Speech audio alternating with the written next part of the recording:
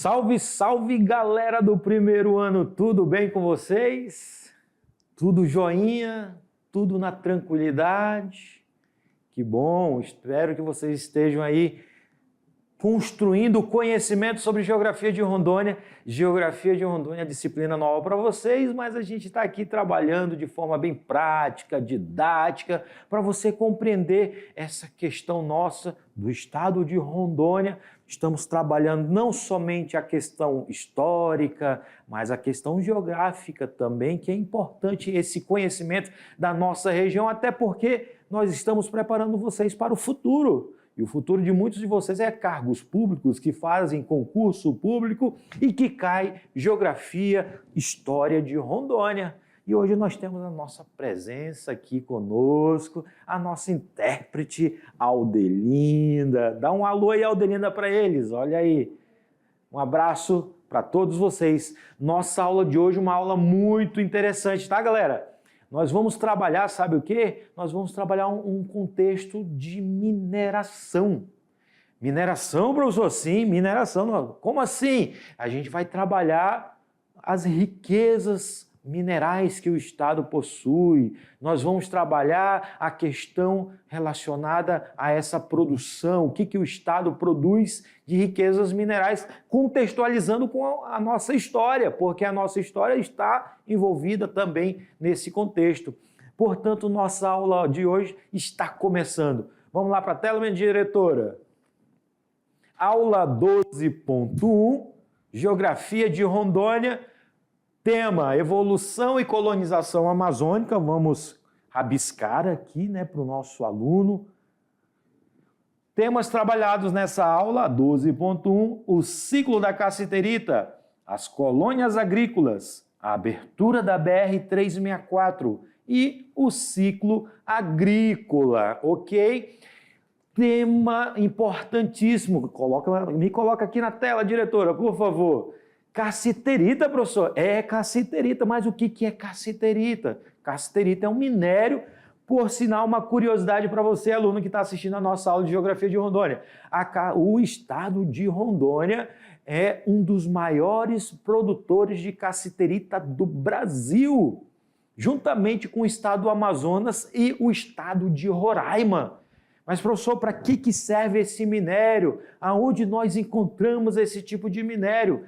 A gente vai entender aqui nessa aula hoje. A cassiterita é importante para vários contextos. Inclusive, eu acredito que vocês estejam usando algum produto que tenha cassiterita aí na casa de vocês, na escola, no trabalho. Então, você deve estar usando cassiterita em algum produto. E vocês vão descobrir durante essa aula onde nós vamos ter essa cassiterita inserida no nosso dia a dia, ok? Vamos lá para a tela? No contexto histórico, a cassiterita ela é descoberta, olha só, por volta de 1958, certo? Aqui no estado de Rondônia. 1958, eu estou falando agora Território Federal do Guaporé, como nós trabalhamos na aula anterior. O Território Federal do Guaporé foi criado em 1943, por Getúlio Vargas, que nós comentamos, e nesse contexto da cassiterita nós estamos entrando no ano de 1958. 1958 é descoberto um minério, a cassiterita, aonde? Nos seringais. Então havia ainda muitos seringais na nossa região amazônica, especialmente o Território Federal do Guaporé, que depois vai ser chamado Estado de Rondônia. Então a cassiterita é descoberta e começa então a atividade mineradora que vai atrair muitos migrantes, pessoas de vários estados brasileiros, principalmente agora, mais uma vez, os nordestinos. E essa mão de obra, galerinha, olha só, era feita e absorvia quase 50% da população economicamente ativa da época. Quer dizer que 50% da população do território federal do Guaporé estava no mercado de trabalho da garimpagem, do extrativismo mineral de que produto? Da cassiterita. Em pouco tempo, a área da mineração, aqui no território federal do Guaporé, que hoje é estado de Rondônia, começou a aumentar, né, o grande fluxo de pessoas, o grande fluxo de produtores por causa desse minério. A rodovia, a BR-029 ou BR-364 hoje, ela vai ser inaugurada só por volta de 1960, a abertura. Mas como que essas pessoas chegavam aqui na região, minha diretora? Me coloca aqui na tela. Preste atenção, não havia até então a BR. A BR vai ser aberta já por volta de 1960. E essas pessoas começaram a chegar através das embarcações pelos rios amazônicos, Madeira, Guaporé, Mamoré, e posteriormente, quando a estrada ela é aberta, então começa a vir vários grupos de nordestinos para a região dos seringais. Território Federal do Guaporé havia muitos seringais que produziram borracha e que, ao descobrir esse minério chamado de cassiterita, passa a ser agora garimpos de exploração da cassiterita. E a BR-364 ou a BR-029, ela foi importante porque começou a trazer pessoas nesse grande fluxo da mineração da cassiterita no nosso estado, ok? Vamos lá para a tela. Também nós tínhamos abertos no meio da floresta, no meio dos seringais ou próximos aos garimpos, né, pequenos aeroportos com pistas rústicas, ou seja, bem precárias, para o pouso dessas aeronaves. Mas, professor, para que serviam essas aeronaves? Essas aeronaves, na realidade, eram importantes para tanto levar a cassiterita, que era retirada dos garimpos, quanto para trazer produtos e até mesmo pessoas para o trabalho dentro dos garimpos. Ao lado desse fluxo também chegaram muitos migrantes agricultores, onde foram criados novas colônias agrícolas na região de Porto Velho até o final de 1960. Só que devido à baixa fertilidade dos solos, ou seja, um solo pobre, o garimpo tornou-se mais importante e essas pessoas migraram para os garimpos, tá? Vou citar aqui o exemplo, minha diretora, pode me colocar aqui na tela, por favor. Alguns garimpos, vou citar os nomes, por exemplo, Bom Futuro, na região ali de Ariquemes, né? Foi um dos primeiros garimpos que surgiram na exploração da cassiterita. Também nós temos Oriente Novo, uma região também de exploração de cassiterita. Então, as pessoas que estavam chegando, quando não conseguiram fazer com que ocorresse um processo de agricultura na sua área, migraram para a mineração nos principais garimpos espalhados pelo território federal do Guaporé e, posteriormente, território federal de Rondônia, ok? Vamos lá para a tela?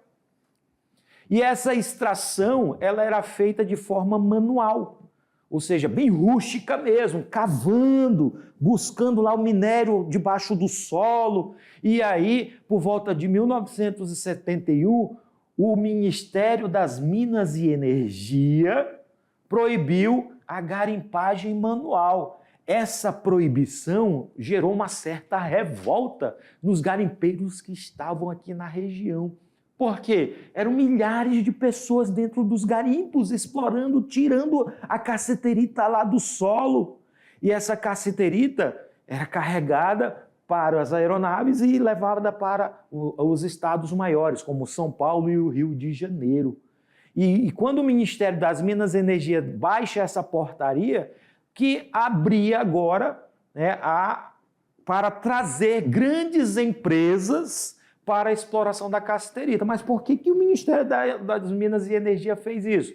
Porque chegou, né, os registros de que o território federal estava produzindo grandes quantidades de minério na região.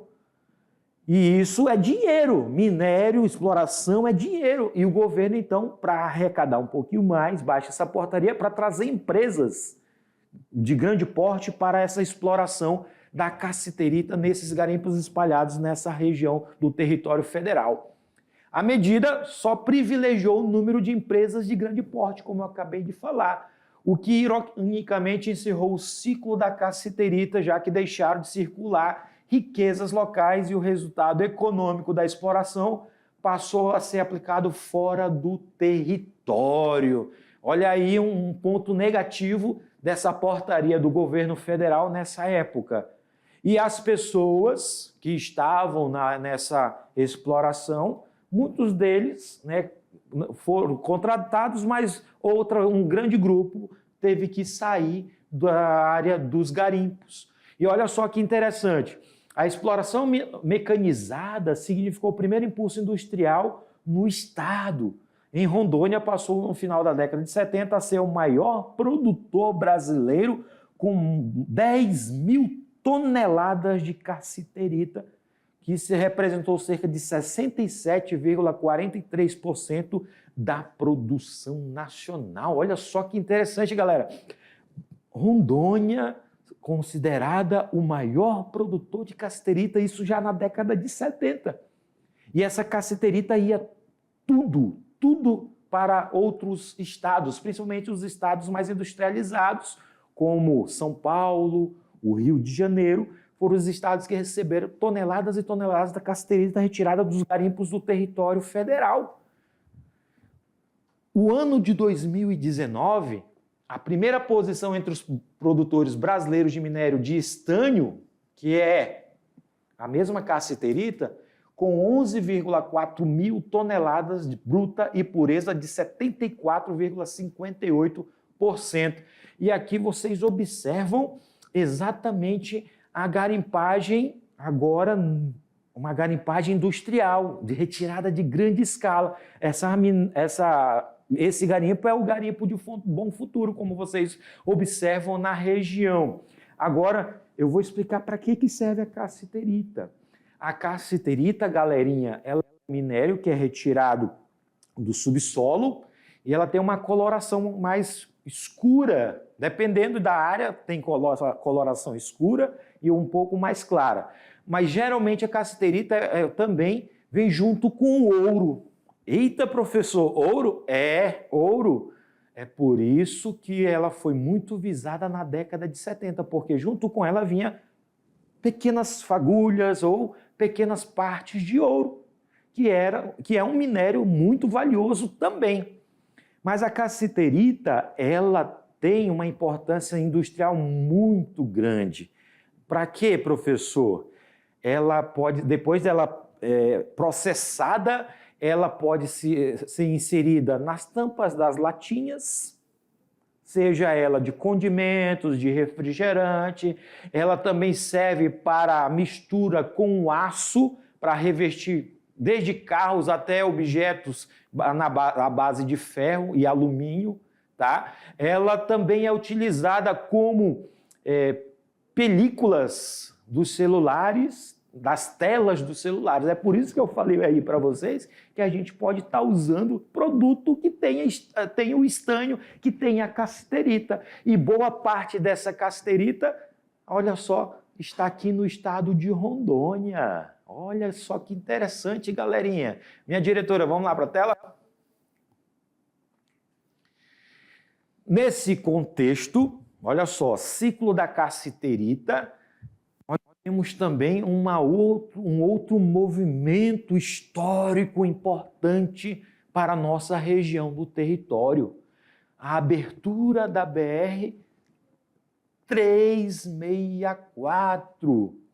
Eu vou contar uma curiosidade para vocês, galera. A BR-364, ela é a outra ponta da cruz. Como assim, professor, outra ponta da cruz? O Juscelino Kubitschek, que era o presidente do Brasil nessa época, ele tinha um plano de fazer um grande movimento de reestruturação do Brasil e que incluía várias partes do território brasileiro. Então, a abertura de estradas, a construção de Brasília, ele vai trazer essa novidade para construir várias situações em todas as partes do Brasil. E aí o Paulo Nunes Leal, que era o governador do território federal nessa época, ele fala com o JK, conversa com o JK, por que ele não fazer o outro braço da cruz para que pudesse contemplar a região amazônica, a região do território. Então, JK então decide abrir estradas vindo para a região amazônica, que hoje nós chamamos de BR-364. Essa BR-364 que, na realidade, a gente tem dentro do estado de Rondônia, mas ela passa por pelo menos 4 estados. Rondônia, o Acre, o Mato Grosso. O início dela no estado de São Paulo, cortando também parte do estado de Goiás. Então, ela é uma BR muito grande em extensão. Ela possui mais de 4.000 quilômetros de extensão, cortando esses estados, passando por áreas mais altas, áreas mais baixas, áreas alagadas, áreas, na época, de terras indígenas. Então, essa construção, ela inicia já no governo de Juscelino Kubitschek, que foi o presidente da República, com o Paulo Nunes Leal, governador do território, incentivando essa grande construção. Juscelino Kubitschek, ele vem para a região da Amazônia também, como assim a gente teve Getúlio Vargas, para derrubar a primeira árvore onde iria passar a BR-364 em direção à região. Vamos lá para a tela? No dia 4 de janeiro, já havia sido distribuídos trechos até o local denominado Alto Paraguai, no estado do Mato Grosso, onde estava assentada a Companhia do Exército, que foi uma das responsáveis de abrir a BR-364 ou 029. No dia 3 de janeiro de 61, chegava na região de Porto Velho a primeira leva de construtores da BR-29 para realizar em 9 meses e 14 dias a desmatação ou desmatamento, terraplenagem, permitindo, em a época de verão, realizar em 30 horas uma viagem de Cuiabá a Porto Velho. Minha diretora, me coloca aí de novo na tela, por favor. Olha só, galerinha. Só para você ter uma ideia, nessa época, a região do território federal era uma região inóspita, havia só poucos povoados, as linhas telegráficas já tinham passado muitos anos antes e só tinham deixado os postos telegráficos. E aí o projeto da abertura da BR-364 vem justamente contemplar praticamente o mesmo percurso que o Rondon tinha feito anos antes, estabelecendo postos telegráficos na região da Amazônia. Então, hoje, nós podemos dizer que boa parte das cidades, vou citar o exemplo de Vilhena, Cacoal, Presidente Médici, Pimenta Bueno, Ji-Paraná, Jaru, Ouro Preto do Oeste, foram cidades que surgiram quando se estabeleceu o posto telegráfico e que, posteriormente, a BR-364 passou por elas. E essas cidades que estão na margem da BR cresceram, se desenvolveram graças a essa abertura. Antes foram instalados os postos telegráficos de Marechal Rondon no início do século XX, ok? Vamos para a tela? Em 1970, nós vamos ter, então, os primeiros trabalhadores chegando nessa região. Aqui vocês observam, né, o 5º BEC, 5º Batalhão de Engenharia e Construção, soldados trabalhando na derrubada das árvores para abrir a estrada da chamada BR-029, ou conhecido como BR-364.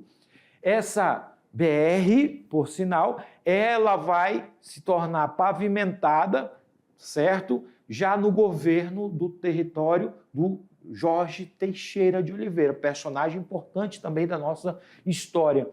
Ele estabeleceu a meta de trabalho, que era pavimentar a rodovia BR-364.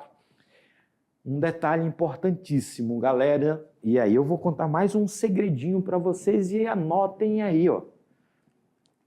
Muitos colonos que vinham para o território federal agora de Rondônia, território federal de Rondônia, vinham pela BR-364, nos Paus de Arara. A primeira empresa que veio a fazer uma viagem por essa BR aberta no meio da Amazônia foi a empresa União Cascavel, que posteriormente vem ser chamado de Eucatur.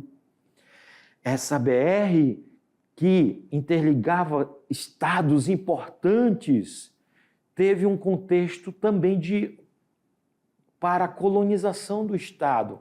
Muitas pessoas, inclusive eu acredito que os pais de vocês ou os avós de vocês vieram nesse período da nossa história, que saíram lá do sul do Brasil, do Paraná, de Santa Catarina, do Rio Grande do Sul, de São Paulo, do Mato Grosso do Sul, pegam essa BR para vir para Rondônia. E essa BR, a abertura dela e depois o asfaltamento ou a pavimentação contribuiu para esse processo colonizatório. Só para você ter uma ideia, uma viagem do Paraná para Rondônia, que quando chegava na Amazônia não era pavimentada ainda, demorava-se quase em torno de um mês, 30 dias para chegar nas localidades aqui na região de Rondônia.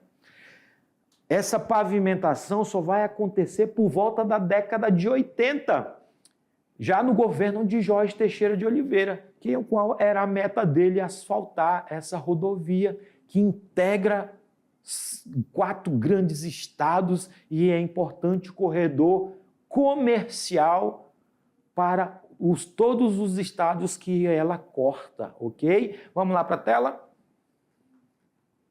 Jorge Teixeira conseguiu que fosse assinado pelo ministro Eliseu Rezende e a presença do presidente João Figueiredo, 19 contratos para a pavimentação da BR-364, rodovia Cuiabá-Porto Velho. A pavimentação foi decisiva para o surto de desenvolvimento da agricultura e criação de gado, que ocasionou um grande movimento migratório com destino à região. E na década de 70, no século XX, em decorrência do alto tráfego, que quer dizer migração e transporte de madeiras, as condições da BR-364 eram deploráveis. O governo do Teixeirão, ou Jorge Teixeira, inaugurou parte da BR-364, como vocês observam aqui nessa imagem, ele com a placa de inauguração do processo de pavimentação. Essa BR-364, como eu citei, ela tem uma extensão, olha só essa extensão que a nossa BR possui. Passa por grandes estados. Aqui no norte ou na Amazônia, nós temos Rondônia e o Acre, e tem trechos dentro do estado do Acre que ainda não foram pavimentados, por sinal. É um território, é uma área que ainda está em processo de pavimentação. Outro detalhe importante sobre a BR-364, ela é um corredor importante para a produção agrícola. Ela traz, os grandes caminhões trazem do norte do Mato Grosso, todo o estado de Rondônia, a produção de grãos, especialmente a soja, que vem até Porto Velho, é desembarcado no Porto Graneleiro e via Rio Madeira, a hidrovia do Madeira vai para a Europa, para a Ásia. Então, é um corredor importante de transporte e leva e traz muitas pessoas de vários estados, vários municípios do nosso território. Um outro período da nossa história é o ciclo agrícola.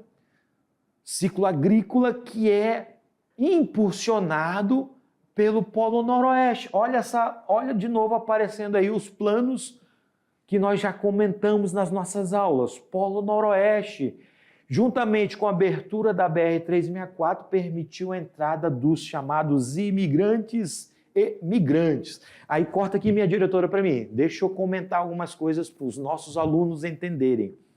Esse ciclo agrícola, ele é importante porque agora com a abertura da BR, vai atrair muitas pessoas. Lembrando que nessa época o governo federal fazia muitas propagandas políticas e muita propaganda de trazer as pessoas para a nossa região. Nós comentamos que os lotes dados pelo governo na época, os PICs, os PADs, depois vieram os PA, eram projetos que o INCRA estabeleceu, INCRA, órgão ligado ao governo federal, que distribuía as terras para os migrantes. Migrantes vindos da onde, professor? Do Paraná, de São Paulo, do Rio Grande do Sul, Santa Catarina, do Espírito Santo. Também nós recebemos os imigrantes de outros países. Nós temos aqui municípios que têm descendentes de pessoas de alemães, dos poloneses, dos portugueses. Então, o nosso estado é um estado que tem muitas pessoas de origem de outros lugares. É por isso que numa das primeiras aulas que a gente deu, eu falei que o estado de Rondônia tem os rondonienses e os rondonianos. Está entendendo? Que são pessoas que nascem no estado e outras que vêm de outros estados para o nosso estado. E esses projetos criados pelo governo federal, galerinha, como o Polo Noroeste, foram projetos que intensificaram o processo migratório para o estado de Rondônia. E, claro, com esse processo migratório, o processo do ciclo agrícola, ou seja, a produção agrícola começa a surgir no estado de Rondônia graças a esses projetos, ok? Vamos lá para a tela? Foi criado e implantado o Programa de Integração Nacional, que é o projeto macro, ou maior, do governo federal, no dia número 1164 de abril de 1971. Tá? Esse é o decreto-lei 1164, no ano de 1971, do mês de abril. Esse PIN, o Programa de Integração Nacional, era um programa criado pelo governo federal para todo o contexto amazônico, para trazer essas dezenas de pessoas, centenas, milhares de pessoas para a região amazônica. Não somente para Rondônia, mas todo o contexto amazônico foi inserido nesse plano, projeto. Rondônia passou quase toda a sua jurisdição, olha só, da União, que poderia distribuí-las indiscriminadamente no programa de colonização. O INCRA, como eu já falei, começa então a disciplinar o assentamento desordenado dos colonos que procuravam Rondônia para se fixar nos dois projetos, os primeiros, os PICs, Projeto Integrado de Colonização, e os PADs, Projeto de Assentamento Dirigido, que eram os projetos elaborados pelo INCRA. O primeiro projeto integrado de colonização foi o chamado PIC Ouro Preto, que foi implantado no dia 19 de junho de 1960, na região de Ouro Preto do Oeste, e esse projeto assentou 5.162 famílias, cada qual com uma área de 100 hectares. Minha diretora, corta aqui para mim. Olha só que interessante, galera. O PIC Ouro Preto, aí na região central, eu sei que tem muitos alunos da mediação tecnológica nessa região aí, de Ouro Preto, de Paraná, Jaru. Ouro Preto foi o primeiro projeto integrado de colonização e as pessoas que estavam chegando estavam recebendo lotes de 100 hectares. Era uma área muito grande para quê? Para derrubar, queimar e posteriormente plantar. Então e você observa que teve mais de 5.000 pessoas assentadas só nesse local. Era muita gente para um território que já começava a despontar no cenário nacional, certo? E que agora, trazendo muitas pessoas para essa região, vai começar o processo agrícola. Vamos lá para a tela? O segundo projeto foi criado em 1971, no dia 13/8, na região de Guajará-Mirim, e foi chamado Pique Sidney Girão, onde surgiu a cidade de Nova Mamoré, e nesse projeto foi assentado mais 3.686 famílias, com também lotes de 100 hectares cada um. Olha só que interessante.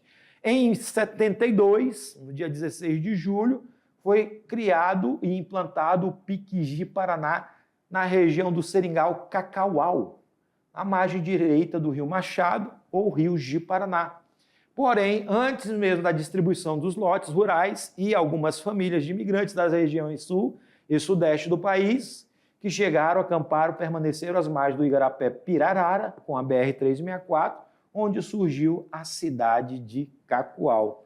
E com esse projeto surgiram as cidades de Cacoal, Ministro Andreasa, Rolim de Moura, Santa Luzia, Novo Horizonte, Alta Floresta do Oeste, Alto Parecis, onde foram assentados mais de 4.756 famílias com lotes de 100 hectares. Projeto ali da região central que engloba ali várias cidades que surgiram posteriormente. Projetos esses no qual nós vamos ter as famílias que chegavam pela BR-029 ou 364 para estabelecerem nova moradia. E um detalhe importante, esse projeto, tá? O Sidney Girão, ou melhor, Pique Ji-Paraná, ele vai criar novos núcleos populacionais.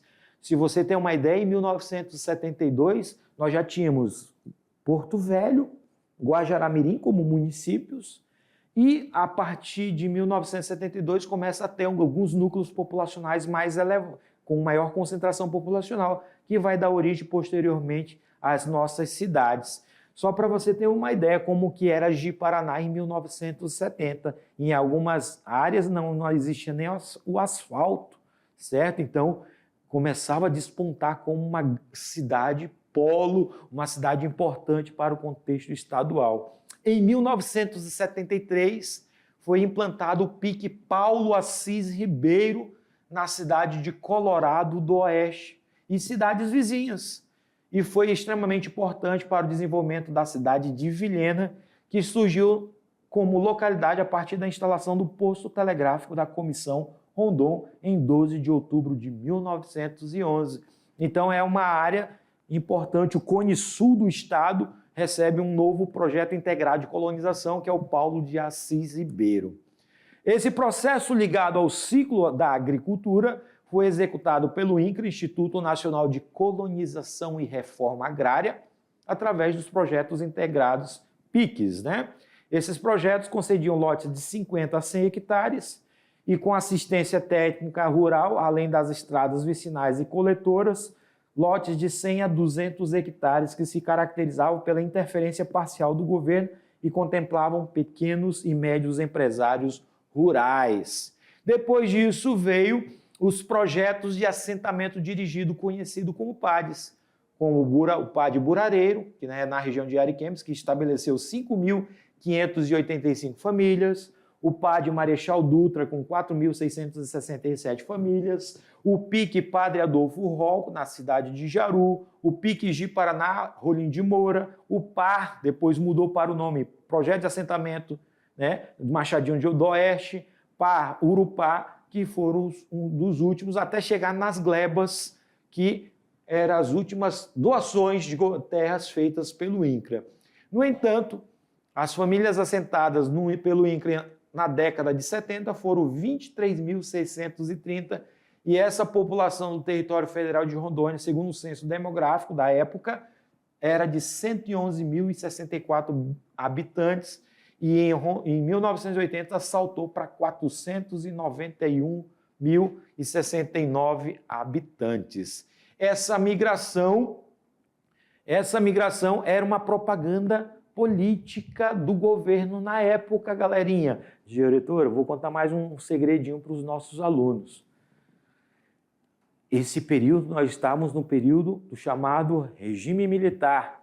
E esse período, o governo federal tinha o objetivo de manter a Amazônia ocupada populacionalmente, porque eles consideravam que essa região era uma região que precisava ter populações estabelecidas. E o governo federal criou um slogan muito importante: Amazônia, integrar para não entregar, ou conhecido como Marcha para o Oeste. E o Rondônia entrava como um novo Eldorado nessa questão, onde o governo federal atraiu, através de propaganda intensa de rádio e nas televisões na época, trazer muitas pessoas para essa região e que agora eles iriam estabelecer moradia com a doação dos lotes feitos pelo INCRA, ok? Vamos lá para a tela? O ciclo da agricultura, em pouco mais de uma década, proporcionou ao território federal de Rondônia as condições econômicas, sociais e políticas necessárias para que fosse criado e transformado na 23ª unidade federada na região. Aí vocês observam a propaganda que eu agora acabei de citar para vocês, né, do governo militar. Chega de lendas, vamos faturar, venha para a região amazônica. Muitas pessoas estão sendo capazes hoje de tirar o proveito das riquezas da Amazônia, com aplauso e incentivo da Sudã, com aplauso e incentivo do Banco da Amazônia. O Brasil está investindo na Amazônia e oferecendo lucros para quem quiser participar desse empreendimento. Olha essa propaganda intensa do governo para que as empresas, as pessoas viessem para a região da Amazônia. Aqui vocês observam a chegada de muitos migrantes na região de Ouro Preto. Isso aqui é uma imagem de outras áreas dos piques que foram criados nessa época, lotes sendo distribuídos. Observe que ao redor vegetação nativa, floresta amazônica e o solo, um solo já desgastado em algumas áreas, um solo pobre. Então muitas dessas pessoas, não vamos dizer que se arrependeram, mas ficaram muito tristes porque chegavam em região que não produzia quase nada. O solo era muito pobre, tá? Propaganda do governo militar, grande caminho a seguir, a integração. Olha só que interessante, vocês observam esse ciclo, vou colocar aqui de vermelho. Eu sei que o nosso amigo Jorginho, o professor Jorginho, não gosta do vermelho, né? Mas é interessante porque você vai observar, isso aqui são as estradas que o governo militar criou para integrar a região amazônica. Você observa a BR-364, a BR-319, a Transamazônica, que são BRs desse contexto da ocupação da região amazônica e incentivada pelo governo federal, galerinha.